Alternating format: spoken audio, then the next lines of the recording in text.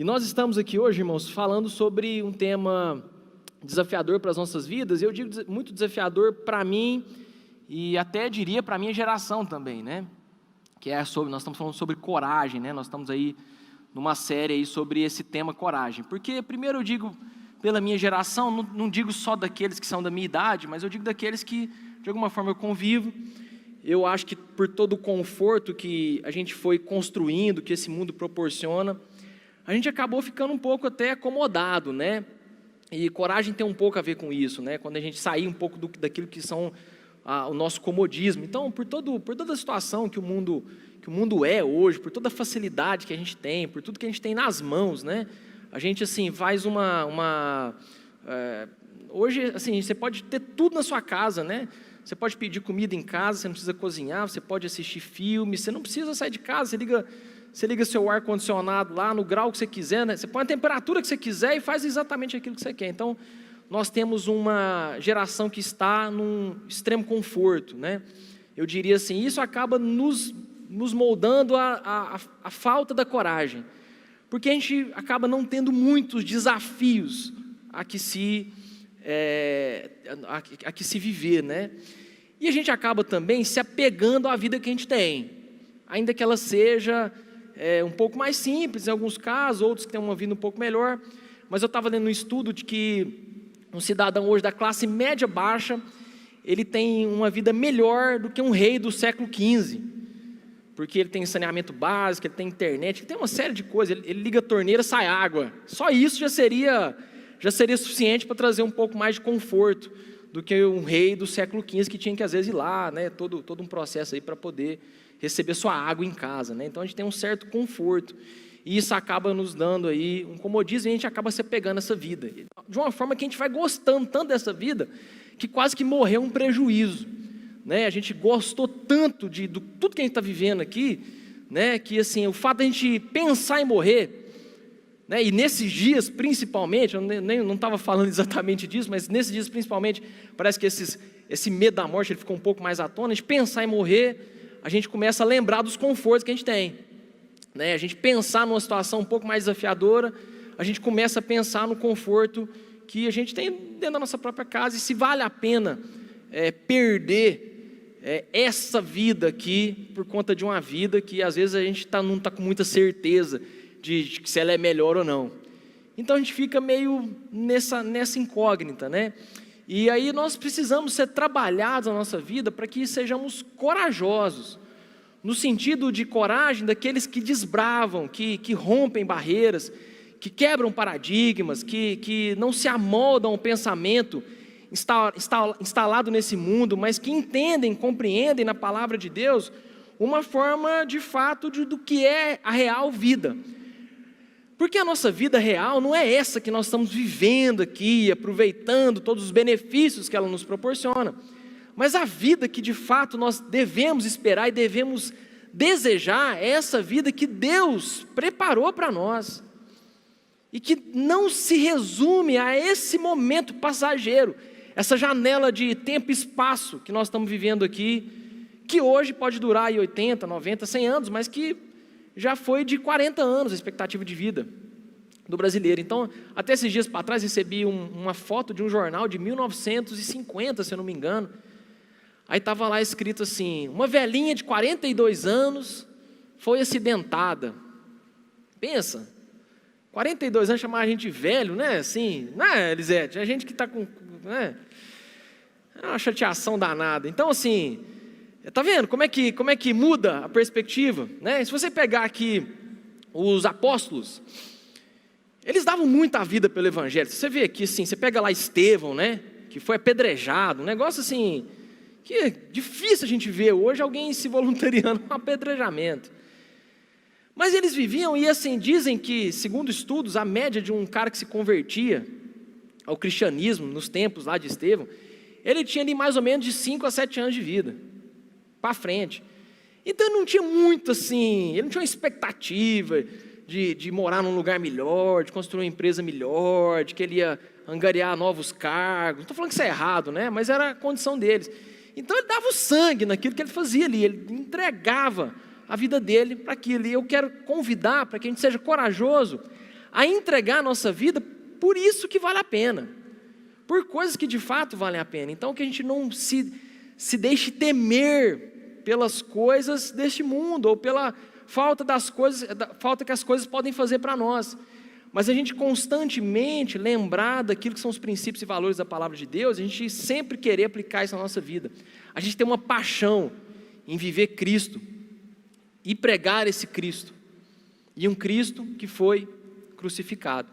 Então a gente precisa sair da posição daqueles que bambeiam as pernas, mas que encontram coragem para enfrentar os desafios segundo a palavra de Deus nos propõe. E eu estou dizendo isso aqui, não estou dizendo aqui para ninguém ser imprudente, assim, no sentido de achar que agora, né, coragem, como nós falamos aqui, coragem é você sair aí enfrentando os valentão aí, a esquina aí, encontrando gente mais forte que você, para tentar enfrentar. Isso não resume coragem. Coragem não é imprudência, pelo contrário, faz parte da coragem a prudência.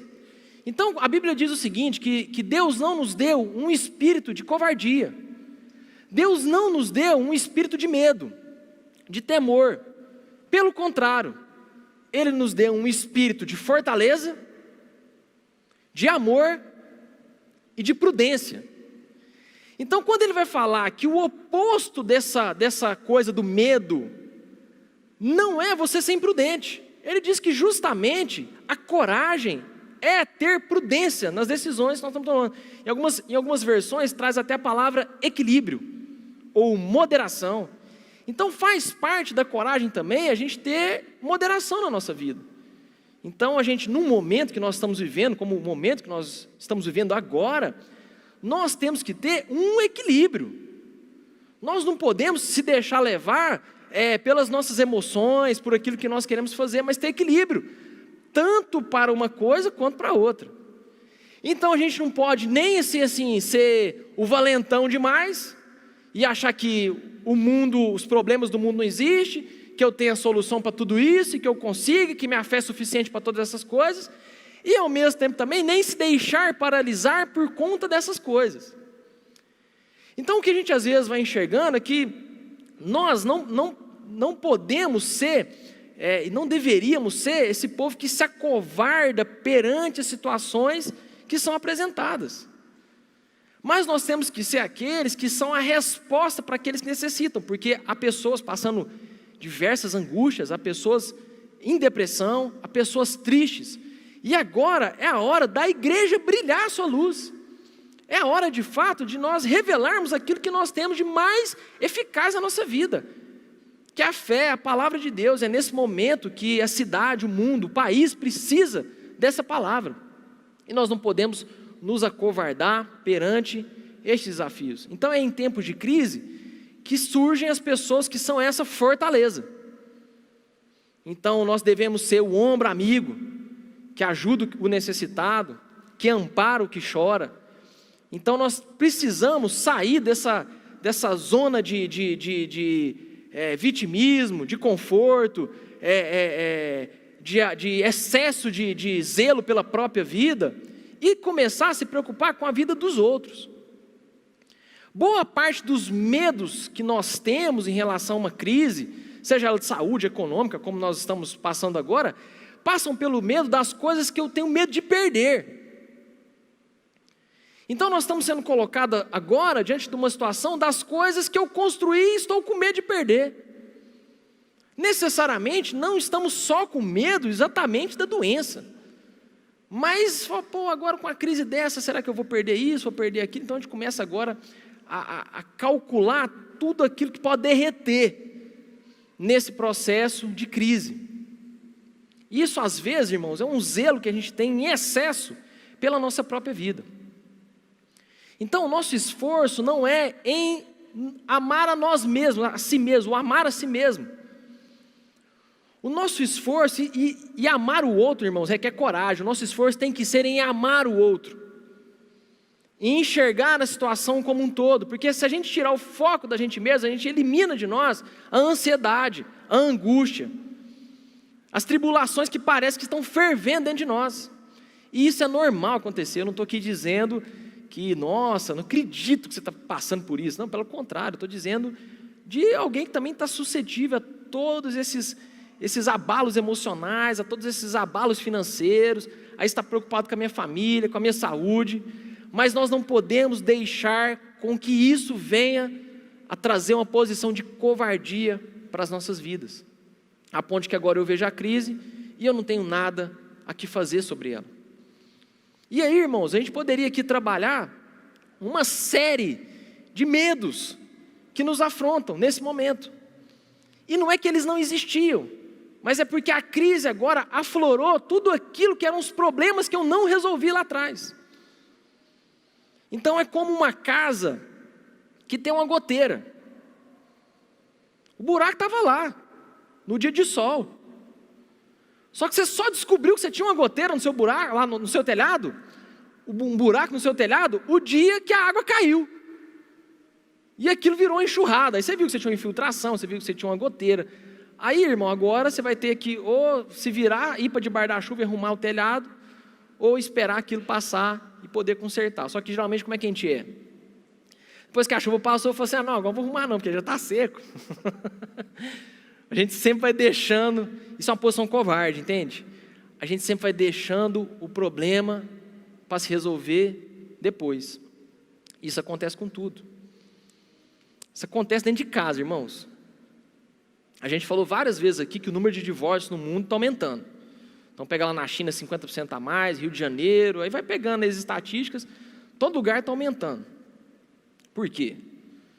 Porque coronavírus causa divórcio? Não.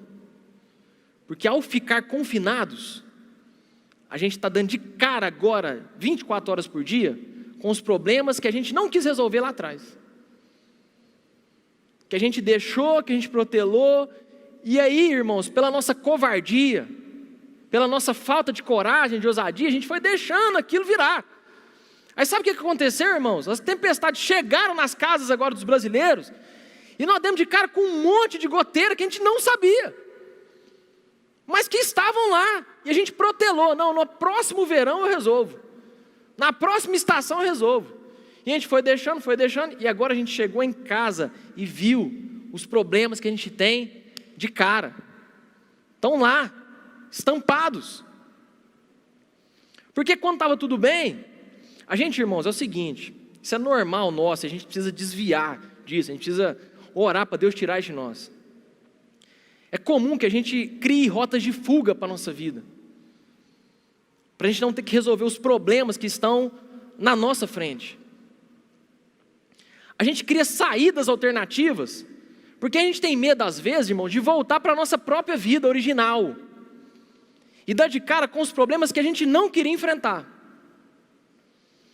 Então a gente olha, a gente avalia, tem gente que ao invés de ir em casa e resolver os problemas que ele tem com a esposa, e a esposa com o marido e com os filhos, ele prefere encher a cara de bebida, para ver se ele apaga da mente dele os problemas que ele tem agora.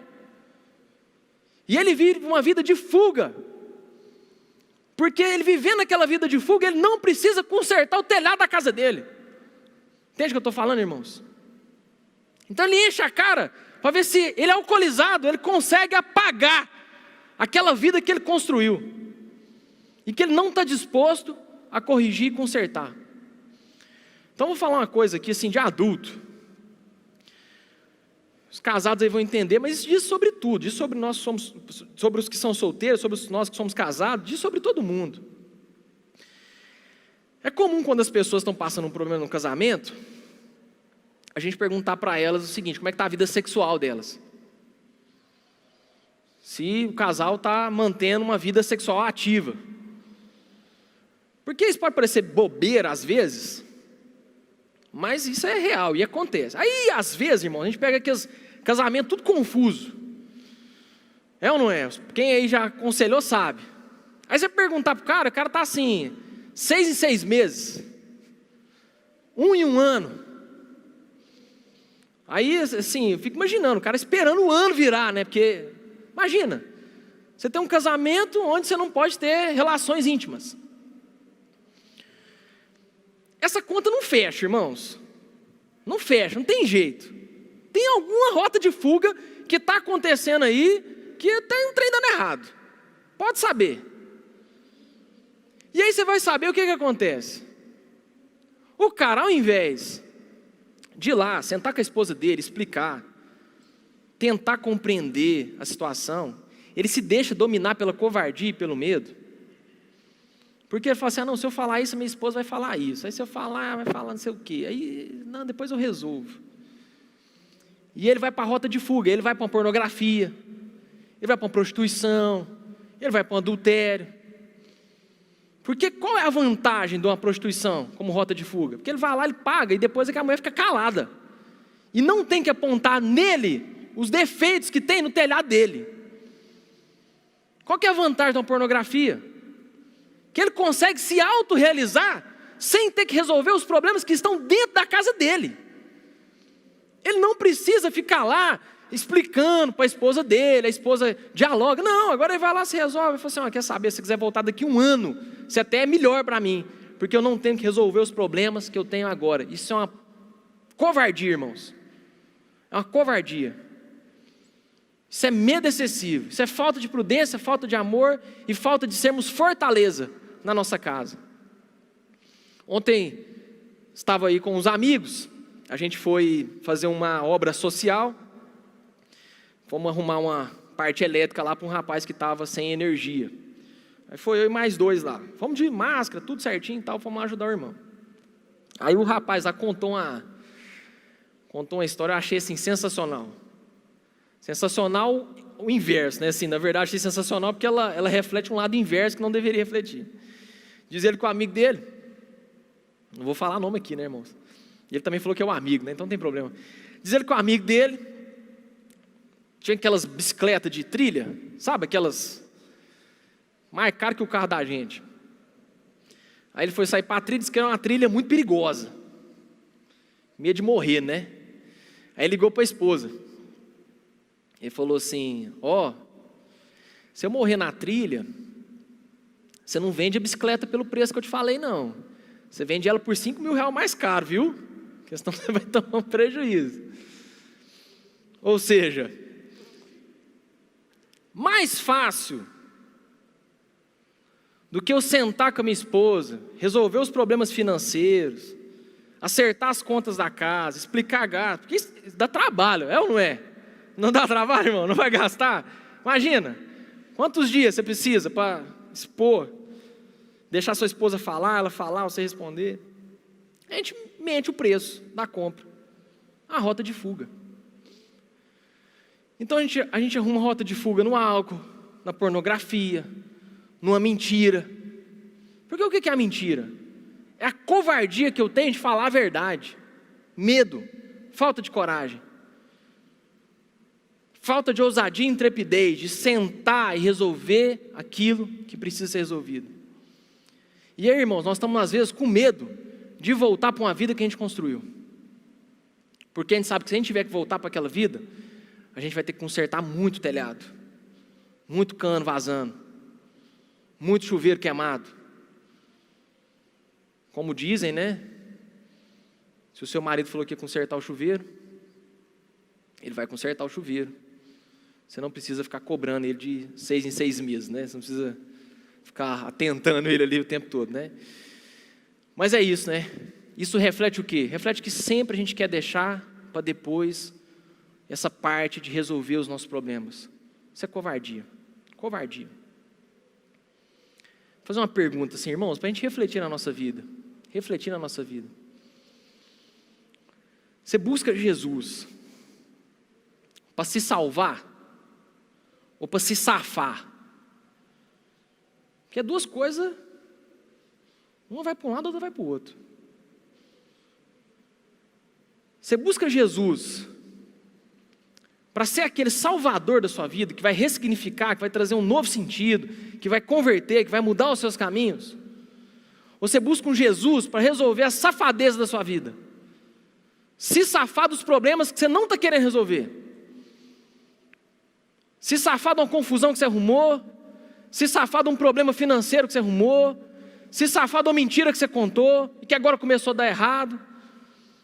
Então a gente busca Jesus para quê, irmãos? Para ser uma referência para a nossa vida? Ou para apenas resolver os problemas passageiros que estão se apresentando diante de nós? Isso aqui me lembra a história de Zaqueu. Porque quando Zaqueu encontrou e viu Jesus, ele não quis se safar daquilo que ele tinha feito de errado. Não. Ele quis de fato mudar a vida dele.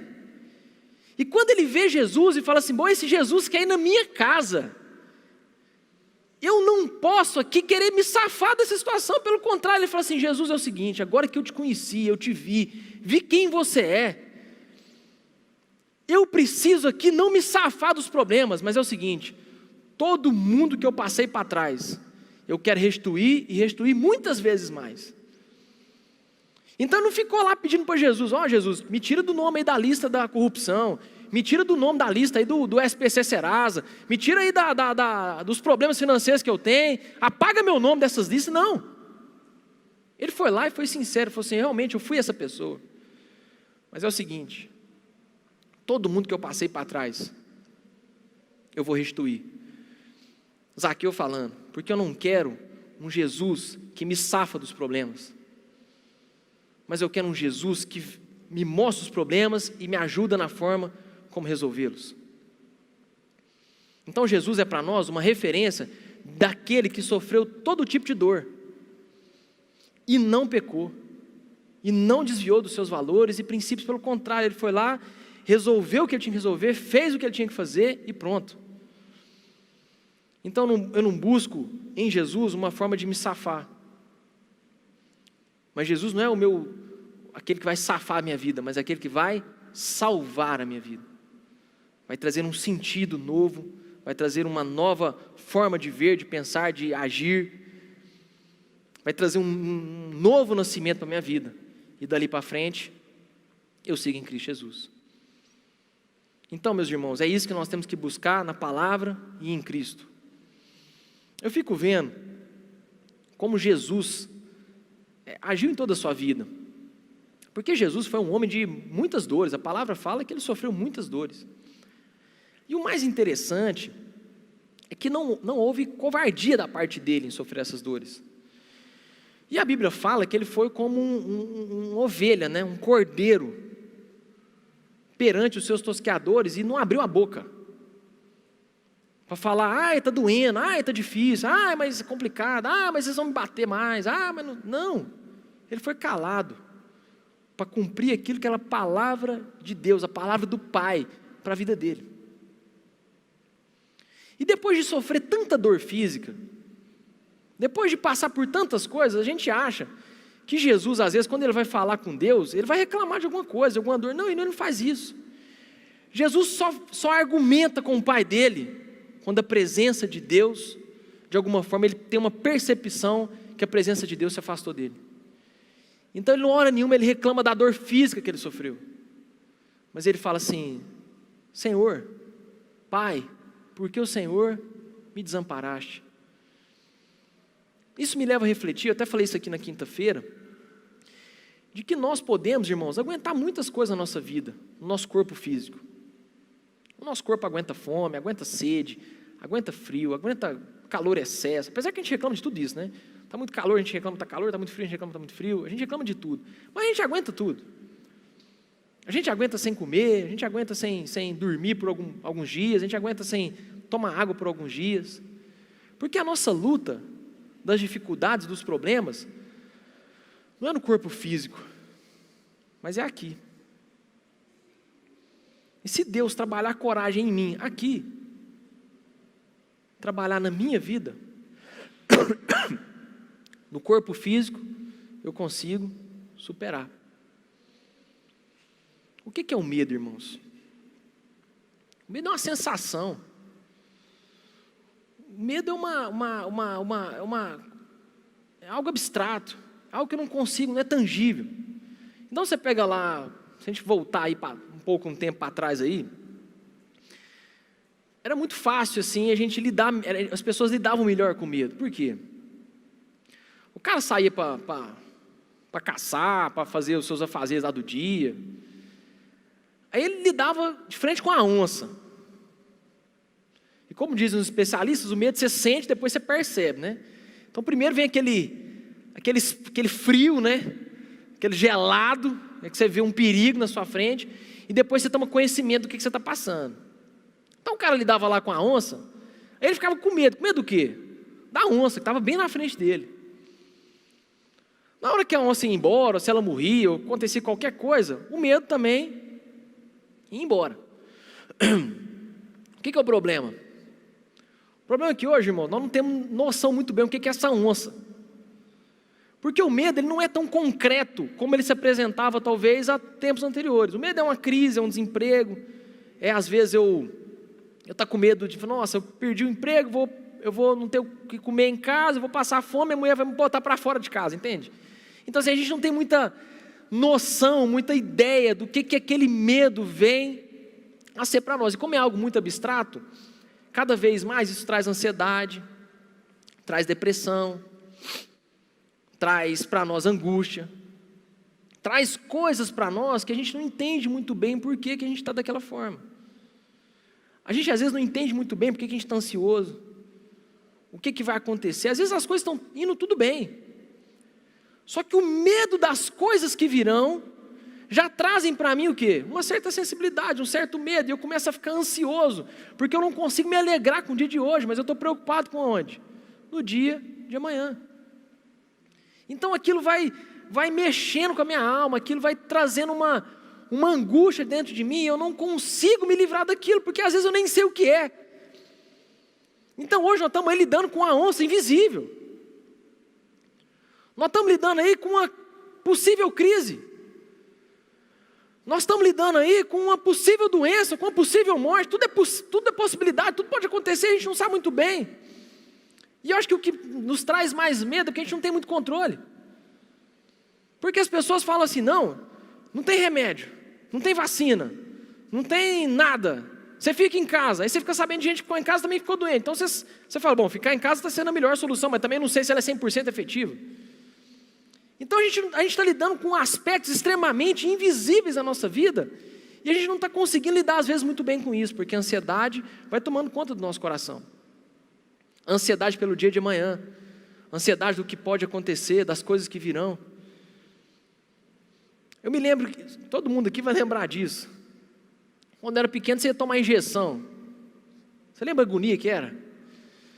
Poxa, eu passava muita agonia, porque minha mãe não era uma pessoa que lidava muito bem com esse tipo de situação. Então, tipo assim, nós ia para o hospital, ela já falava, você vai tomar injeção. Então, dali até no hospital, minha amiga, eu já ia tentando me safar daquela situação, né? Eu já ia ruim.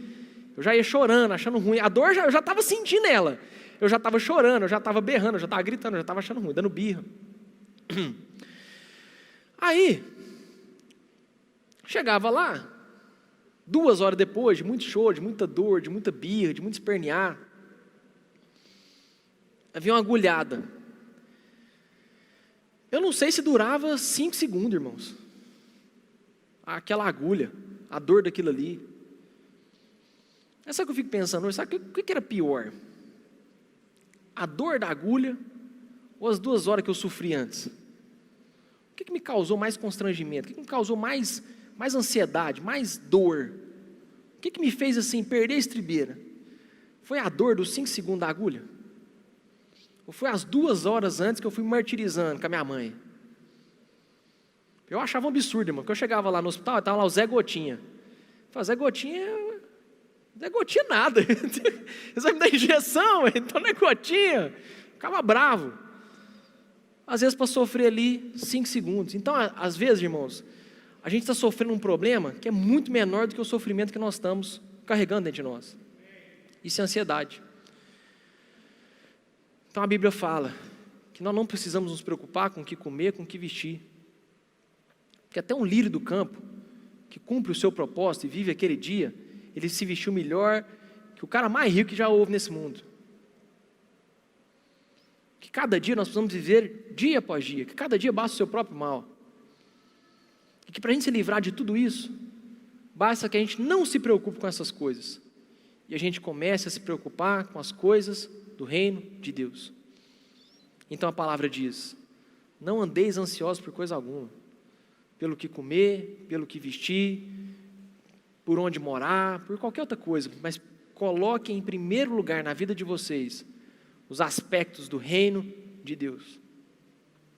E vamos ser sinceros, no final, irmãos, de toda essa crise, de toda essa doença, o que que nos assola?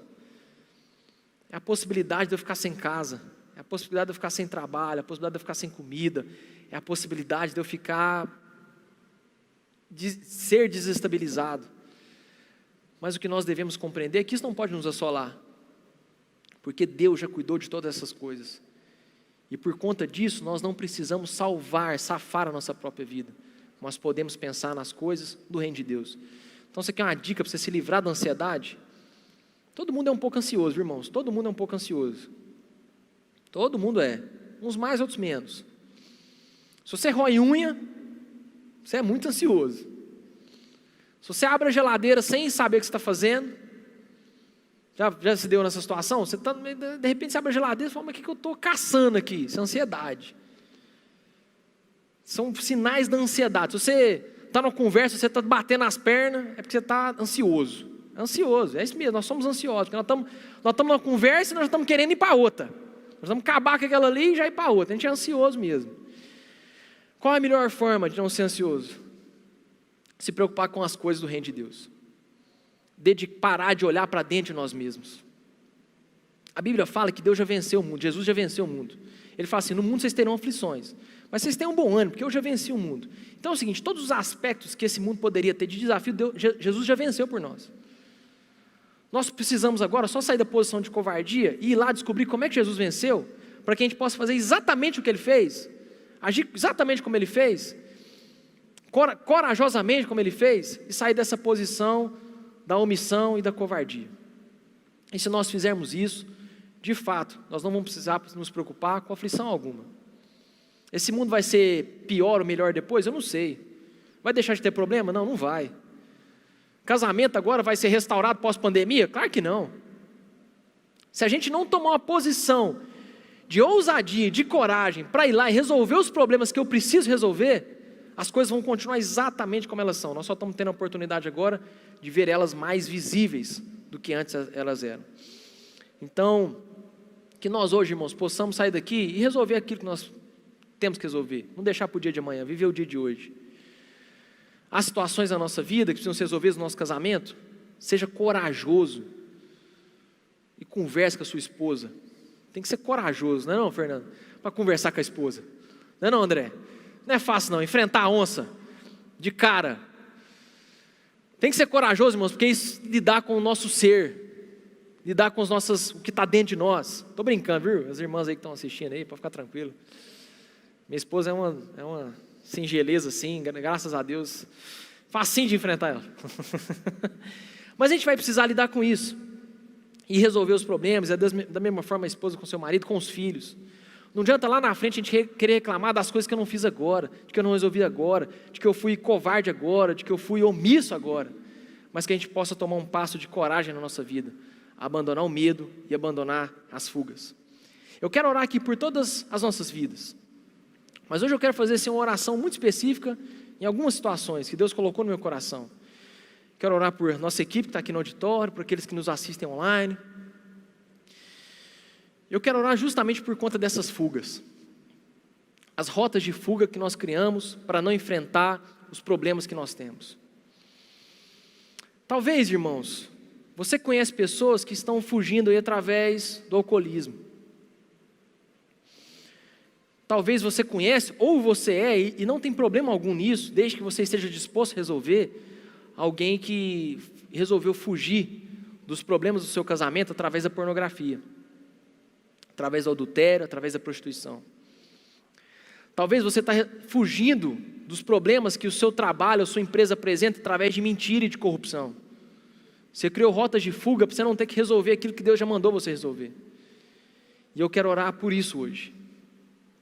Para que Deus tire de nós todas as rotas de fuga que Satanás apresenta para a nossa vida.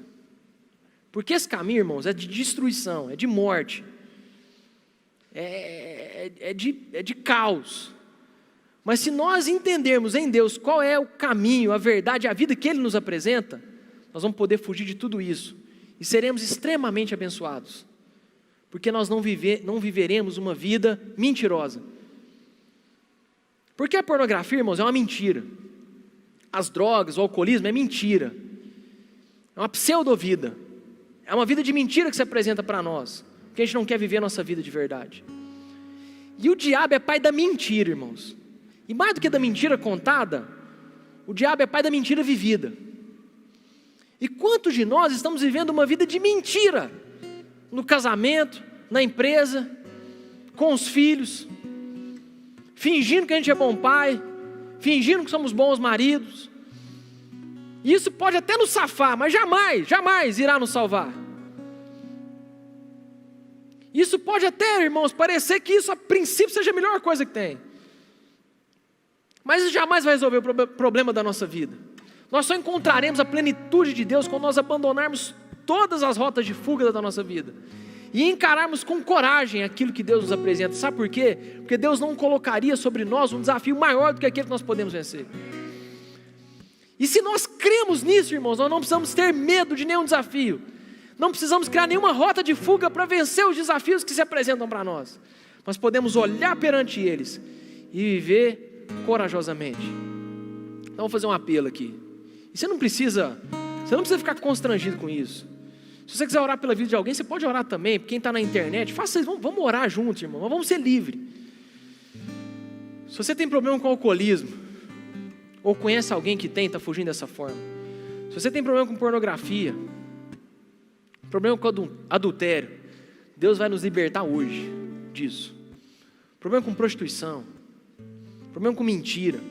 Irmãos, eu já encontrei pessoas que gostavam de mentir. A pessoa chegou para mim e falou assim: eu tenho prazer em mentir. Eu tenho prazer em fazer um negócio escuso, que eu passo o cara para trás e eu ganho lucro naquilo. E tem que ser corajoso, irmãos, para apresentar um desafio desse diante de Deus. Porque só quando a gente apresenta essas desgraças que estão dentro da nossa vida, essas escuridões que estão dentro da nossa vida, essa desgraça que eu digo na falta de graça, que se esconde dentro de nós, essas mazelas, essas dores, só quando a gente apresenta diante de Deus é que nós somos curados. E tudo que eu quero, irmãos, é que nós sejamos curados.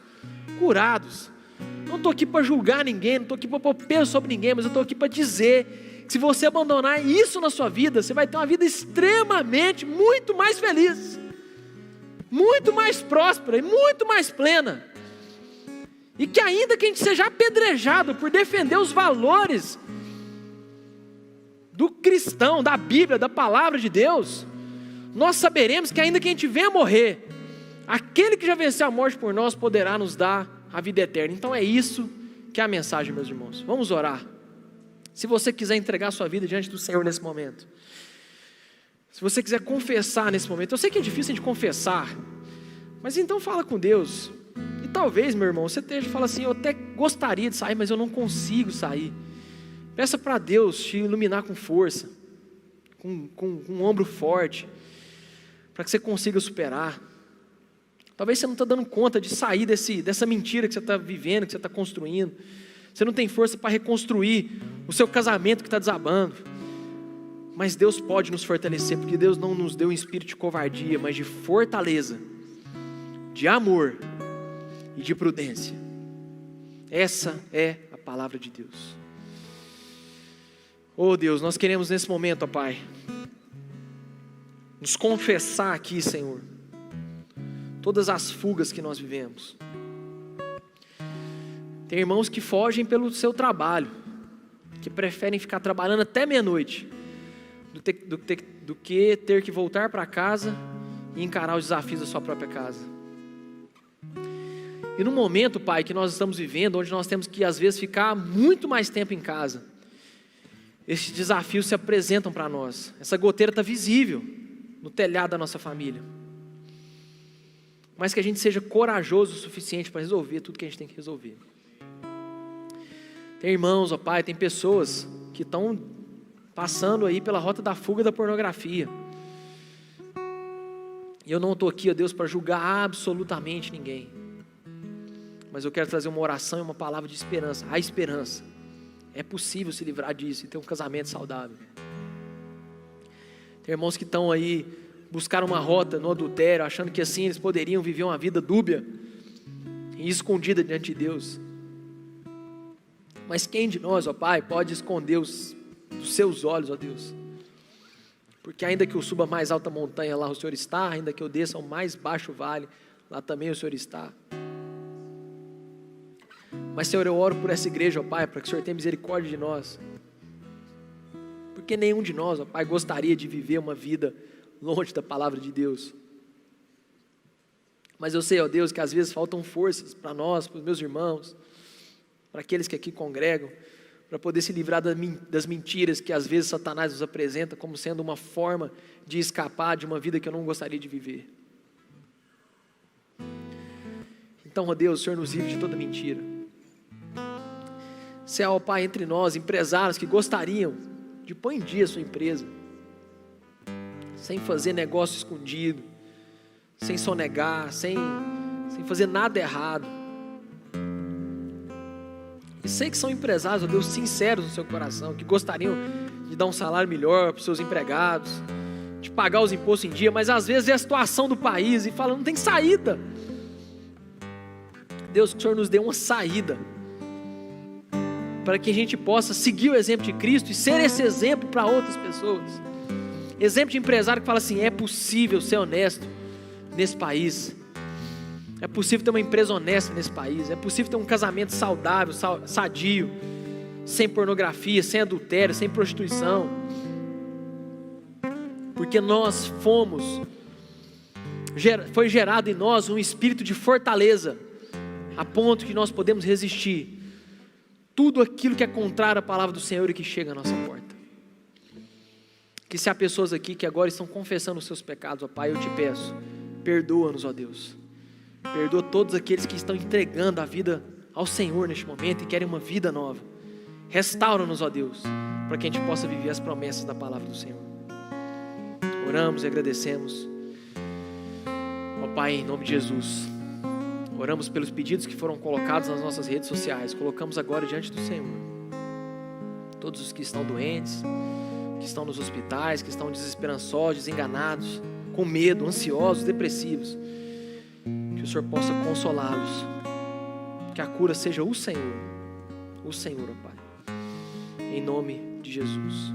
Amém.